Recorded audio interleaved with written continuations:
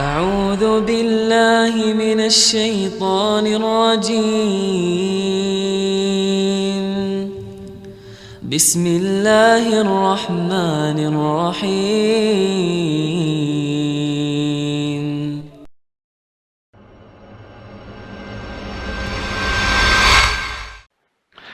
Assalamualaikum warahmatullahi wabarakatuh. Waalaikumsalam warahmatullahi wabarakatuh. Semoga Allah ampuni segala dosa umat Islam. Amin ya rabbal alamin. Izin bertanya, saya takut semakin banyak saya ikut kajian, semakin banyak ilmu yang harus saya amalkan. Bolehkah saya mengurangi jumlah kajian saya dan hanya mengikuti 1-2 kajian saya satu pekannya dan hanya memilih materi yang menurut saya dapat saya amalkan biidznillah. Jazakallahu khairan. Terima kasih atas pertanyaannya.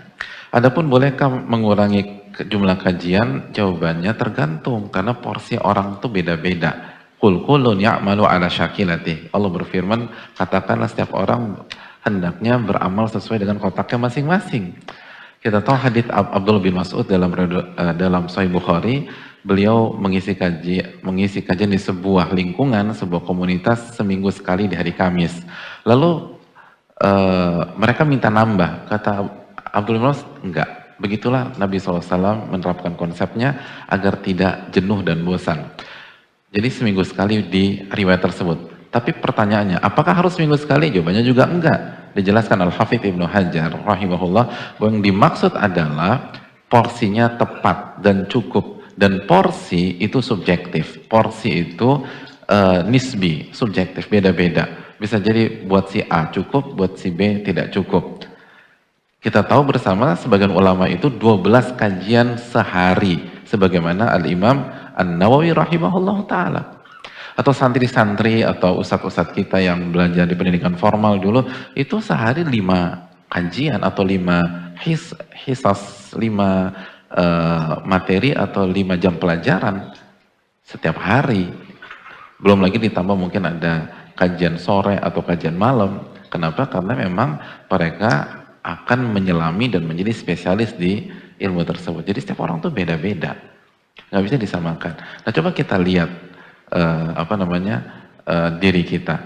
Nah kalau kita masih pemula, masih awal, maka fokuskan ke hal-hal dasar. Hal-hal dasar. Man hurimal usul, hurimal wusul, kata para ulama. Barang siapa yang tidak punya pondasi, maka dia nggak akan sampai ke tujuan. Jadi fokus ke pondasi. Pondasi. Dan bisa jadi ketika pondasi, fokus ke pondasi, bisa jadi kajiannya banyak, tapi inti kajiannya itu ke pondasi untuk menguatkan dari sisi kanan, sisi kiri, depan, belakang, atas, bawah. Tapi intinya tuh ke sebuah titik, yaitu membangun pondasi. Itu hal yang penting. Dan tentu saja kalau bicara pondasi, itu bicara tentang iman gitu loh. Sebagaimana hadis Jundub kan, iman sebelum Quran, iman sebelum Al-Quran. Lalu bicara pondasi, bicara tauhid, bicara pondasi, bicara adab. Sebagaimana Ibnu Mubarak, al-adab qoblal ilm, adab dulu sebelum ilmu. Sebagaimana juga dikatakan oleh Imam Malik. Nah kalau kita fokuskan di materi-materi seperti itu bagus sekali. Sebelum kita masuk ke materi berikutnya, sebagaimana dijelaskan Al-Imam Al-Mawardi rahimahullah dalam kitab Adabud Dunya wad Din, bahwa ilmu itu punya pintu masuk, pintu keluar. Masuklah ke dunia ilmu dari pintu masuknya. Jadi mulai dari awal gitu loh. Sama kan kayak belajar fikih. Belajar fikih, kita tahu masuknya itu dari bab ibadah. Semua ulama fikih memulai buku fikih mereka dari bab ibadah. Lalu dari ibadah itu mereka memilih sholat untuk dijadikan awal.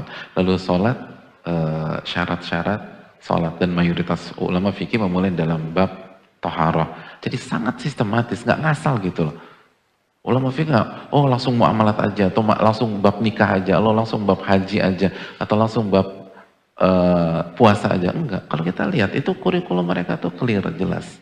Dan hendaknya kita belajar pun juga demikian. Wallahu ta'ala alam bisawab.